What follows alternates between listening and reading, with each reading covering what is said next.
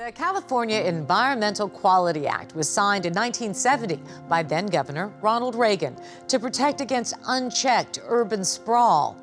In recent years, though, wealthy homeowners have used the law to oppose proposed homeless shelters in their neighborhood. LA Times reporter Benjamin Oreskes wanted to find out if it's really about environmental protection or just a new not-in-my-backyard delay tactic. Hi, Benjamin Oreskes. Thanks for being here. Thank you for having me. All right, so the CEQA is what it is known as, originally had very good intentions, right? It included things like big box stores or schools. Everybody had to go through the process. What was it? It basically was a sort of set of rules that would force developments to sort of assess the environmental impact of what they would be doing to kind of make sure that any project, whether it's a big box store or a baseball stadium, wouldn't affect the environment around it. We usually think of environment in a very specific way, right? When we think of environmental protections, like, say, air quality, right, or erosion of cliffs.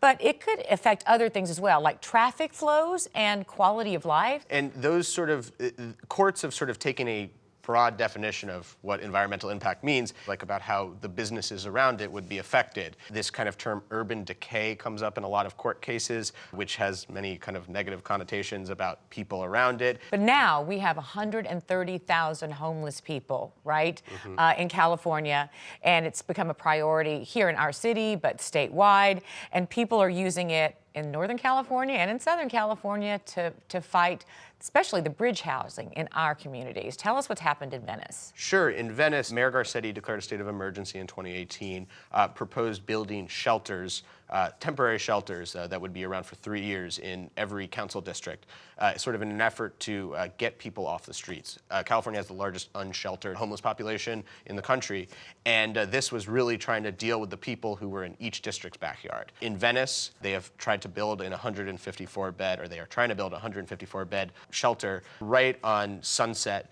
and it would be on a former MTA bus lot, and residents are pissed off. And they have raised money and filed a lawsuit saying kind of that they violated or circumvented CEQA.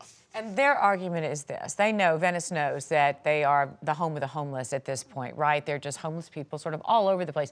They're worried that by creating a center that also has services, it's going to become a magnet, and those people won't necessarily sleep inside the shelter, but might make even more encampments in their communities. Is that right? That's definitely part of their fear. The shelter, where it's proposed, is right in a very sort of densely packed neighborhood. You know, in Venice, there are lots of alleyways with very old homes, and residents who are already have been impacted, they say, by the homeless population there, which is about 850 unsheltered people, kind of worry that putting this large-scale thing will already sort of affect their lives even more than it already has. So they're going to sue. They sued. They have sued. They have sued. And what does the lawsuit say? The lawsuit basically says that the city and the Coastal Commission needs to do a full environmental impact review. And until then, they shouldn't build anything there.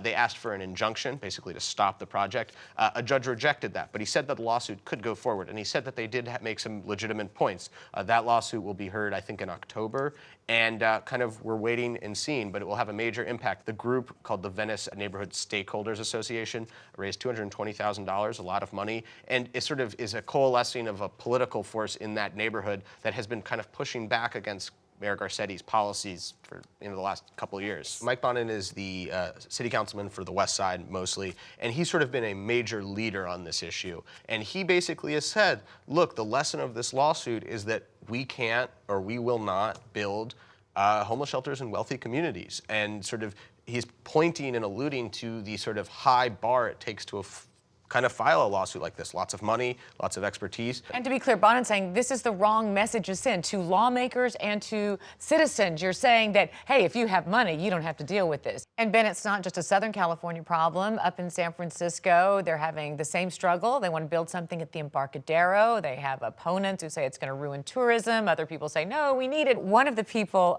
interviewed for the piece said, you have more of a problem with drunken Giants fans than you do with homeless people in that regard. Yeah, I thought that Liam, my colleague who I wrote the story with, found this person. His name was Alan Cooper, and sort of kind of puts everything in perspective when you think about what is really important, considering on Thursday, the city of San Francisco announced that the homeless population had gone up 17% since 2017. So these are very urgent problems, and this is yet another way they're trying to deal with it. But the opponents have raised $100,000 and are waiting for the supervisors to approve the shelter, and they will likely follow suit. Tell us about legislation that might be coming down the pike. Sure.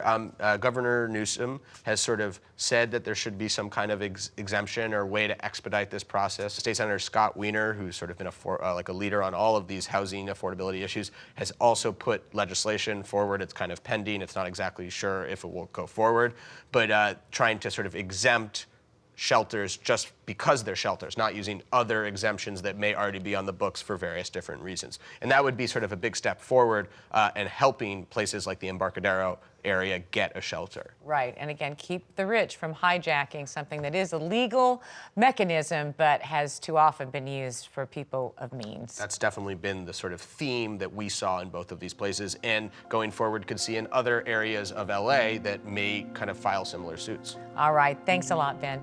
Now, LA and San Francisco officials insist their proposed shelters are exempt from CEQA through a provision that applies to development in urbanized areas. We'll continue to follow these cases as they make their way through the court system.